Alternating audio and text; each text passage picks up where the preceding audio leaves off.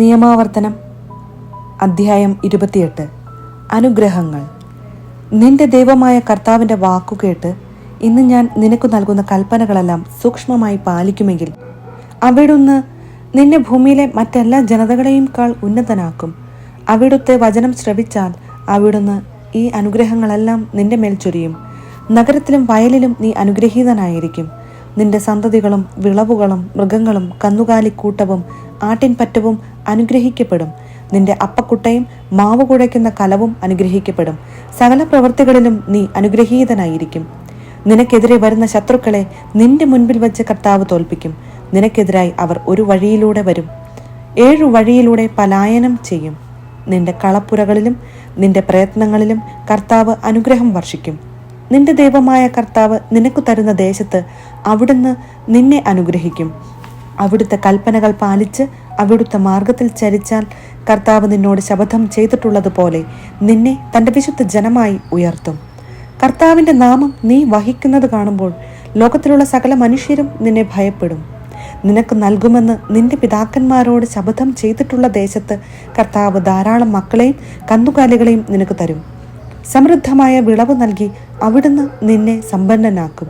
കർത്താവ് തൻ്റെ വിശിഷ്ടമായ ഭണ്ഡാകാരമായ ആകാശം തുറന്ന് നിന്റെ ദേശത്ത് തക്ക സമയത്ത് മഴ പെയ്യിച്ച് നിന്റെ എല്ലാ പ്രയത്നങ്ങളെയും അനുഗ്രഹിക്കും. അനേകം ജനതകൾക്ക് നീ കടം കൊടുക്കും, നിനക്ക് കടം വാങ്ങേണ്ടി വരികയില്ല. കർത്താവ് നിന്നെ ജനതകളുടെ നേതാവാക്കും. നീ ആരുടെയും അജ്ഞാനുവർത്തി ആയിരിക്കുകയില്ല. ഇന്ന് ഞാൻ നിനക്ക് നൽകുന്ന നിന്റെ ദൈവമായ കർത്താവിൻ്റെ കൽപ്പനകൾ ശ്രവിച്ച് അവ ശ്രദ്ധാപൂർവം പാലിക്കുമെങ്കിൽ നിനക്ക് അഭിവൃദ്ധിയുണ്ടാകും. നിനക്കൊരിക്കലും അധോഗതി ഉണ്ടാവുകയില്ല. ഞാൻ ഇന്നു കൽപ്പിക്കുന്ന ഈ കാര്യങ്ങളിൽ നിന്ന് ഇടം വലം വ്യതിചലിക്കരുത്. അന്യദേവന്മാരെ അനുഗമിക്കുകയോ സേവിക്കുകയോ അരുത്. അനുസരണക്കേടിന് ശിക്ഷ.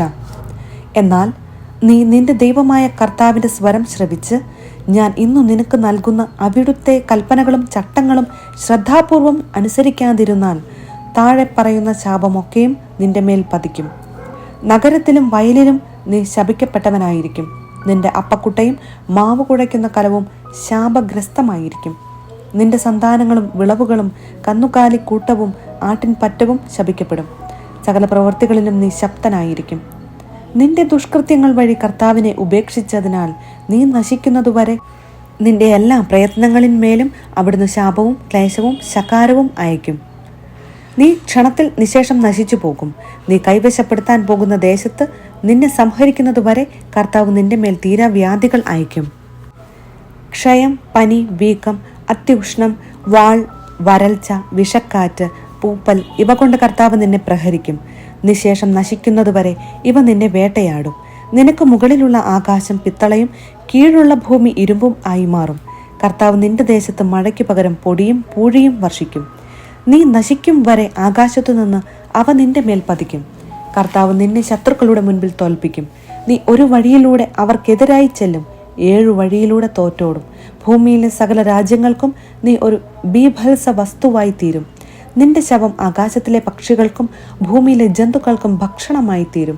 അവയെ ആട്ടിയോടിക്കാൻ ആരുമുണ്ടാവുകയില്ല. ഈജിപ്തിനെ ബാധിച്ച പരുക്കളും അർബുദവും ചൊറിയും ചിരങ്ങും കൊണ്ട് കർത്താവ് നിന്നെ പീഡിപ്പിക്കും. അവയിൽ നിന്ന് നീ ഒരിക്കലും വിമുക്തനാവുകയില്ല. ഭ്രാന്തും അന്ധതയും പരിഭ്രാന്തിയും കൊണ്ട് കർത്താവ് നിന്നെ പീഡിപ്പിക്കും. കുരുടൻ അന്ധകാരത്തിൽ എന്ന പോലെ നീ മധ്യാഹ്നത്തിൽ തപ്പിത്തടയും. നിന്റെ വഴിയിൽ ഒരിക്കലും നീ മുന്നേറുകയില്ല. നീ സദാ മർദ്ദിതനും ചൂഷിതനും ആയിരിക്കും. ആരും നിന്നെ സഹായിക്കുകയില്ല. നീ ഒരു സ്ത്രീയോട് വിവാഹ വാഗ്ദാനം നടത്തും, എന്നാൽ മറ്റൊരുവൻ അവളോട് കൂടെ ശയിക്കും. നീ വീടു പണിയും, എന്നാൽ അതിൽ വസിക്കുകയില്ല. നീ മുന്തിരിത്തോട്ടം നട്ടുപിടിപ്പിക്കും, എന്നാൽ അതിൻ്റെ ഫലം അനുഭവിക്കുകയില്ല. നിന്റെ കാളയെ നിന്റെ മുൻപിൽ വെച്ച് കൊല്ലും, എന്നാൽ നീ അതിൻ്റെ മാംസം ഭക്ഷിക്കുകയില്ല. നിന്റെ കഴുതയെ നിന്റെ മുൻപിൽ വെച്ച് ബലമായി പിടിച്ചുകൊണ്ടു പോകും, നിനക്കതിനെ തിരികെ കിട്ടുകയില്ല. നിന്റെ ആടുകളെ ശത്രുക്കൾ കൈവശമാക്കും, നിന്നെ സഹായിക്കാൻ ആരുമുണ്ടാവുകയില്ല. നിന്റെ കൺമുൻപിൽ വെച്ച് തന്നെ നിന്റെ പുത്രന്മാരും പുത്രിമാരും അന്യജനങ്ങൾക്ക് വിൽക്കപ്പെടും. തടയാൻ നിന്റെ കരങ്ങൾ അശക്തമായിരിക്കും. ദിവസേന അവരെ കാത്തിരുന്ന് നിന്റെ കണ്ണുകൾ തളരും. നിന്റെ വിളവുകളും പ്രയത്ന ഫലവും നീ അറിയാത്ത ജനത അനുഭവിക്കും. നീ എന്നും മർദ്ദിതനും പീഡിതനുമായിരിക്കും. അങ്ങനെ നീ കാണുന്ന കാഴ്ചകൾ നിന്നെ ഭ്രാന്തനാക്കും. നിന്റെ കാലുകളിലും കാൽമുട്ടുകളിലും മാത്രമല്ല, അടിമുതൽ മുടി വരെ ഉണങ്ങാത്ത വ്രണങ്ങൾ അയച്ച് കർത്താവ് നിന്നെ പീഡിപ്പിക്കും. നിന്നെയും നിനക്ക് അധിപനായി നീ വാഴിക്കുന്ന രാജാവിനെയും നീയോ നിന്റെ പിതാക്കന്മാരോ അറിഞ്ഞിട്ടില്ലാത്ത ജനതയുടെ ഇടയിലേക്ക് കർത്താവ് കൊണ്ടുപോകും. അവിടെ നിങ്ങൾ കല്ലും തടിയും കൊണ്ടുള്ള അന്യദേവന്മാരെ സേവിക്കും. കർത്താവ് നിന്നെ കൊണ്ടെത്തിക്കുന്ന സകല ജനങ്ങളുടെയും ഇടയിൽ നീ ഒരു ബീഭത്സ വസ്തുവായിരിക്കും, പഴഞ്ചൊല്ലിനും പരിഹാസത്തിനും വിഷയവും. നീ വയലിൽ ധാരാളം വിത്തു വിതയ്ക്കും, പക്ഷേ വെട്ടുകിളികൾ തിന്നൊടുക്കുകയാൽ കുറച്ചു മാത്രമേ കൊയ്യുകയുള്ളൂ. നീ മുന്തിരിത്തോട്ടം നട്ടു വളർത്തുകയും വെട്ടിയൊരുക്കുകയും ചെയ്യും, എന്നാൽ വീഞ്ഞു കുടിക്കുകയോ മുന്തിരിപ്പഴങ്ങൾ ശേഖരിക്കുകയോ ചെയ്യുകയില്ല. പഴങ്ങൾ പുഴു തിന്നു തീർക്കും.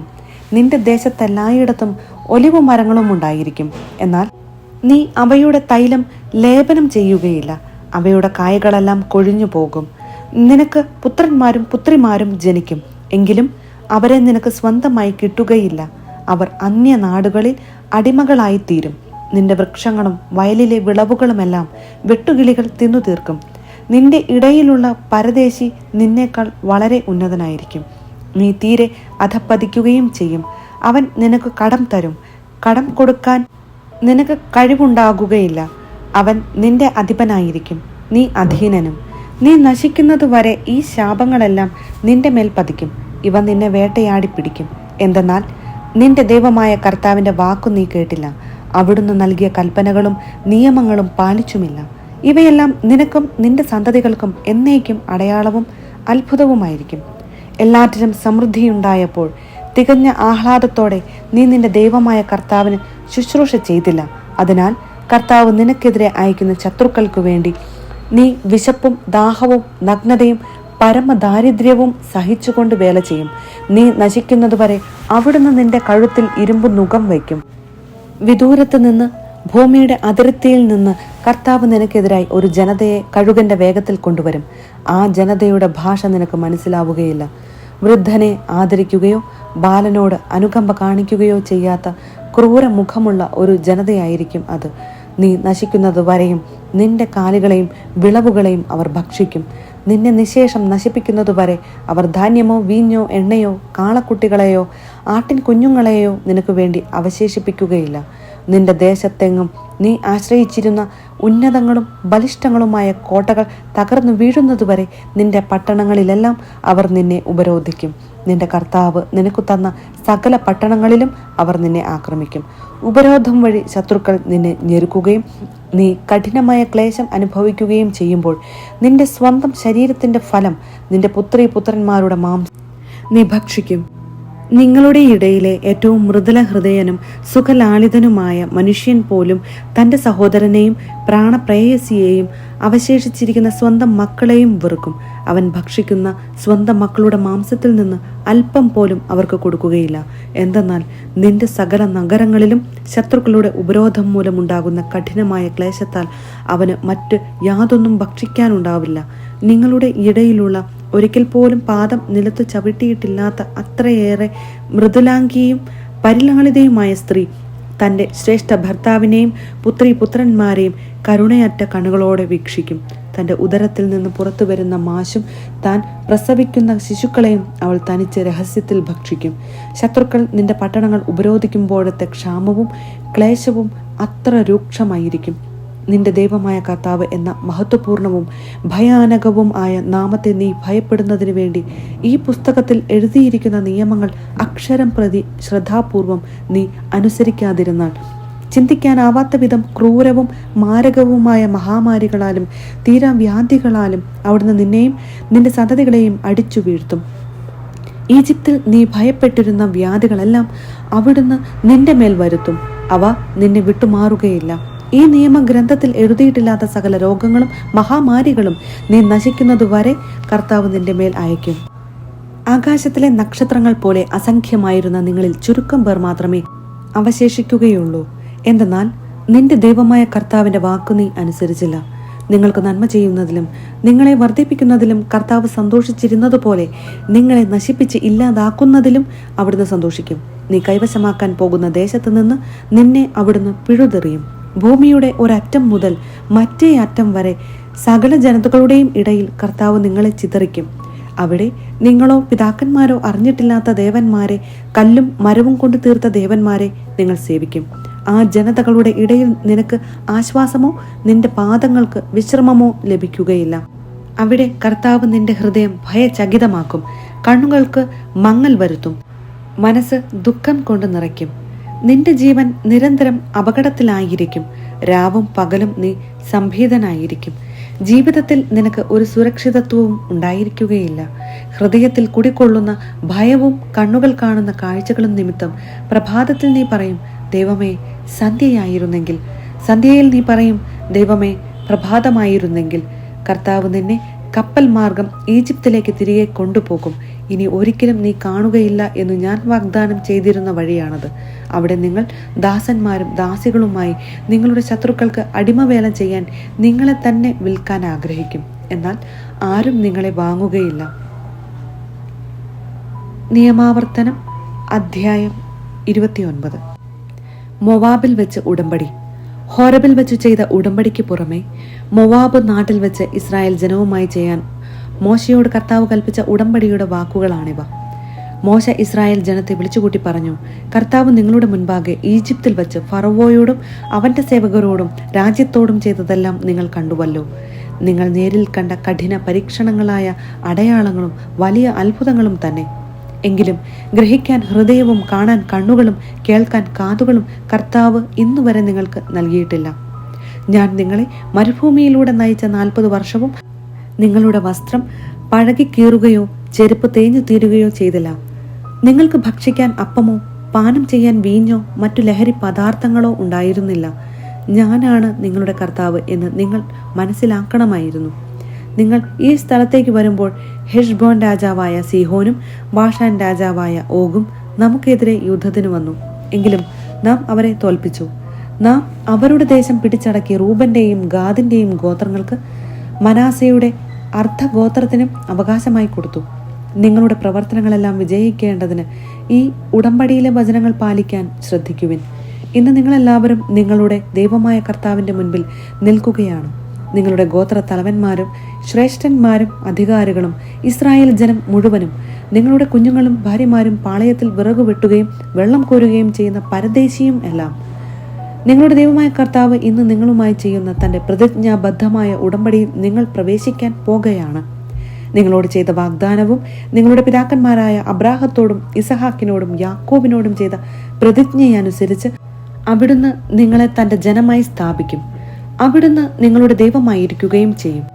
നിങ്ങളോട് മാത്രമല്ല ഞാൻ ശപഥപൂർവമായ ഈ ഉടമ്പടി ചെയ്യുന്നത്.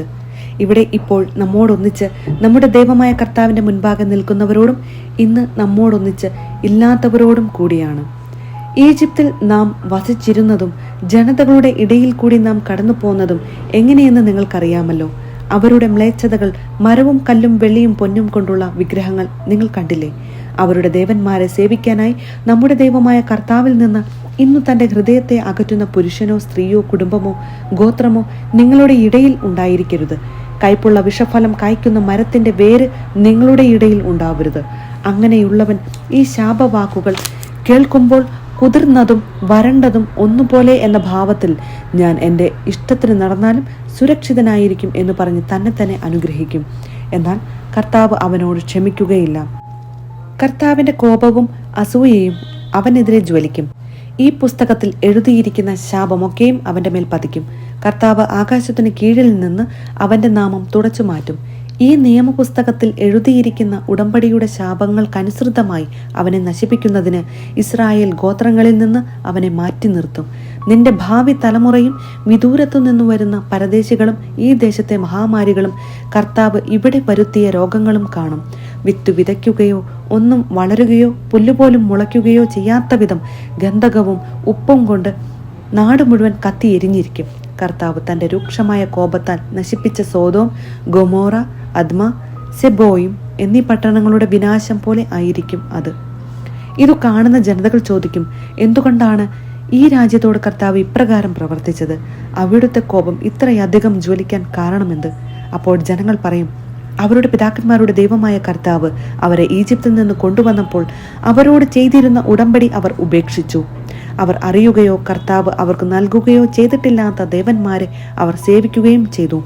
അതിനാലാണ് ഈ പുസ്തകത്തിൽ എഴുതിയിരിക്കുന്ന എല്ലാ ശാപങ്ങളും ഈ ദേശത്തിന്റെ മേൽ വർഷിക്കുമാർ കർത്താവിന്റെ കോപം ജ്വലിച്ചത്.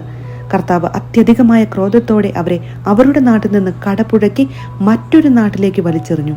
ഇന്നും അവർ അവിടെയാണ്. രഹസ്യങ്ങൾ നമ്മുടെ ദൈവമായ കർത്താവിൻ്റേത് മാത്രമാകുന്നു. എന്നാൽ വെളിപ്പെടുത്തപ്പെട്ടവ എന്നെന്നും നമുക്കും നമ്മുടെ സന്തതികൾക്കും വേണ്ടിയുള്ളവയാണ്. ഈ അനുശാസനങ്ങൾ നാം പാലിക്കേണ്ടതാണ്.